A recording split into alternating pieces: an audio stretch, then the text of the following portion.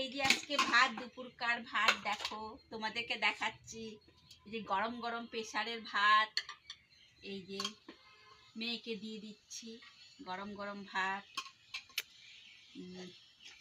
গরম ভাত, এই যে পেঁয়াজ, লঙ্কা, লবণ, ডাল সিদ্ধ, মুসুরি ডাল সিদ্ধ, এই যে সরষের তেল, তিল দিয়ে সিম চচ্চড়ি। তিল দিয়ে সিম চচ্চড়ি বানাইছিলাম। তোমরা কে কে বানাইছো জানি না, কমেন্ট করে জানাইও। এই যে মাছটা এখানে দিয়ে দিলাম। ডিমের ঝোল বানাইছি পাতলা করে, আলু দিয়ে পাতলা ডিমের ঝোল। এই যে দিয়ে দিলাম। দেখো, দেখে দেখাও কেমন হয়েছে আমার দুপুরকার খাওয়া।